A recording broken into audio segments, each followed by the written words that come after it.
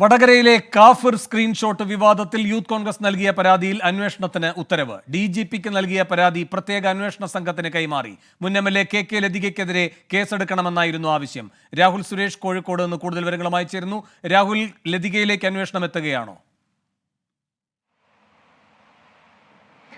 വേണു, ലോക്സഭാ തെരഞ്ഞെടുപ്പിന്റെ തൊട്ട് തലേന്നായിരുന്നു കാഫിർ സ്ക്രീൻഷോട്ട് സമൂഹ മാധ്യമങ്ങളിൽ പ്രചരിച്ചത്. ഈ കാഫിർ സ്ക്രീൻഷോട്ട് മുൻ MLAയും CPI നേതാവുമായ KK ലതിക ഫേസ്ബുക്കിൽ പോസ്റ്റ് ചെയ്യുകയും ഷെയർ ചെയ്യുകയും ചെയ്തിരുന്നു.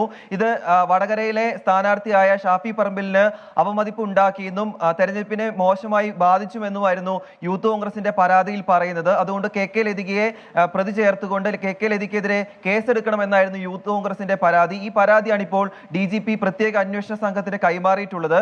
എത്രയും വേഗം ഈ പരാതിയിൽ അന്വേഷണം നടത്തി വേണ്ട നടപടികൾ സ്വീകരിക്കണം, റിപ്പോർട്ട് സമർപ്പിക്കണം എന്നതാണ് DGP ഈ പുതിയ ഉത്തരവിൽ പറയുന്നത്. ഇതനുസരിച്ചുള്ള നടപടികളുമായി പോലീസ് മുന്നോട്ട് പോകുകയായിരുന്നു. എന്താണെങ്കിലും ഈ സംബന്ധിച്ച് KK ലതികയ്ക്ക് പൂർണ്ണ പിന്തുണയുമായി CPM ജില്ലാ നേതൃത്വവും നിലവിൽ രംഗത്തെത്തിയിട്ടുണ്ട്. ഇത് സംബന്ധിച്ച് പ്രസ്താവന കഴിഞ്ഞ ദിവസം CPM ജില്ലാ നേതൃത്വം പുറത്തിറക്കുകയും ചെയ്തിരുന്നു. ഈ കാഫിർ സ്ക്രീൻഷോട്ടിന് പിന്നിൽ യൂത്ത് ലീഗ് നേതാവായിരുന്നു എന്നാണ് CPM ആരോപിച്ചിരുന്നത്. ഇതിൽ അന്വേഷണം നടത്തുകയും ചെയ്തിരുന്നു. എന്നാൽ പോലീസ് അന്വേഷണം നടത്തിയ ശേഷം ഹൈക്കോടതി നൽകിയ റിപ്പോർട്ടിൽ ഈ യൂത്ത് ലീഗ് നേതാവിനെതിരെ കൃത്യമായ തെളിവുകൾ കണ്ടെത്താൻ സാധിച്ചിട്ടില്ല എന്നാണ് പറയുന്നത്.